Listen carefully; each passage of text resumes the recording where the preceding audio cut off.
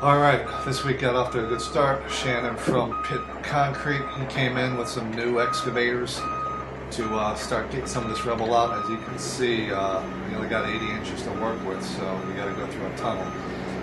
Doesn't make it easy, but they've got this big pile of concrete to start getting out as it's building up. They're still doing some demo on some other parts of the floor.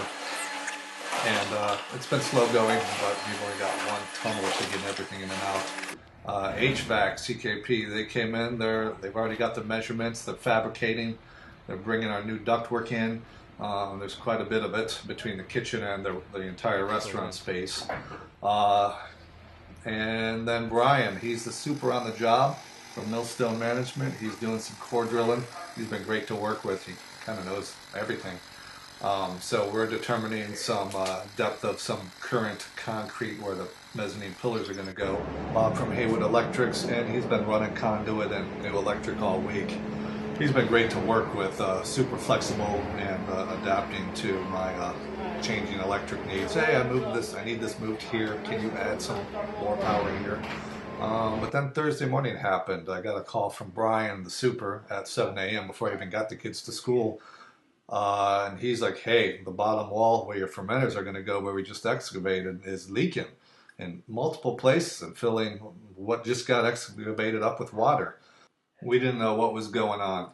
So I had him go to the space between the buildings, which is going to be our outdoor space in the future. And he saw a whole bunch of water everywhere with nowhere to go. So some main blew up between these two buildings. I had him go next door basement, and this is what he found: a flood 3 feet deep. I always wanted a lap pool, but not like this. So this is what remains of our brewery floor after they turned off the water main.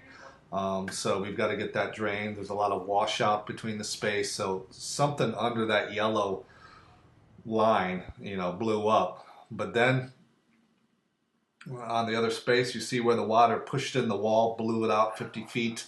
Because it was the only place for it to go. And on top of all that, there's a little fire that got started at the corner of the building by some other contractors doing some work.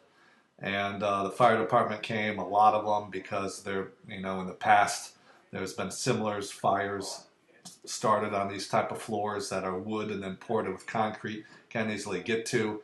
So they were here, they got it dealt with before it became a large issue. So when the fire started, I had to leave mid-work. Everything was dry, as you can see. I got everything drained.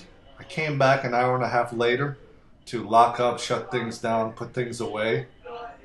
And I couldn't believe what I saw. All right, I came back here September 6th, Thursday, around 8 o'clock.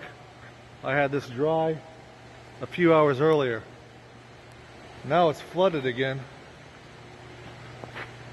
You can see water coming through the walls. Water is all the way up to the top of the walls at the moment. It's like somebody turned the fire main that they turned off back on. As we go back to the basement area of the building across from our building, in the area that was previously flooded,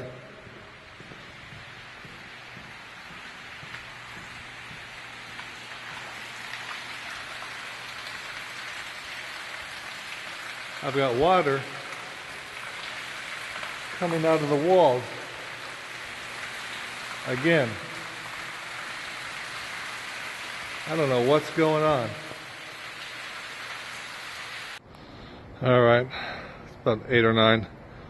They turned the water back off. I guess the fire department may have used it for the fire earlier, but being that was on an open main, it's draining slowly, but the water was right up to here again and going back into this building. So hopefully nobody turns it back on tonight.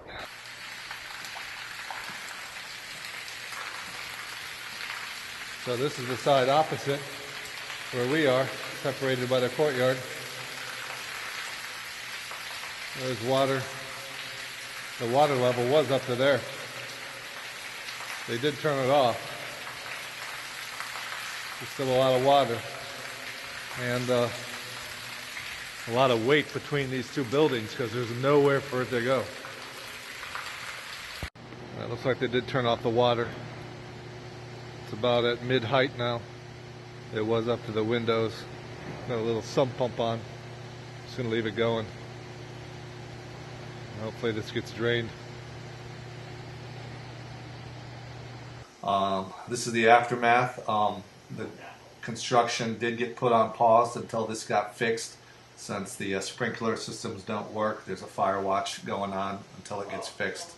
So I totally understand. So now we're just figuring out what to do with all the water, where we're going to pour concrete.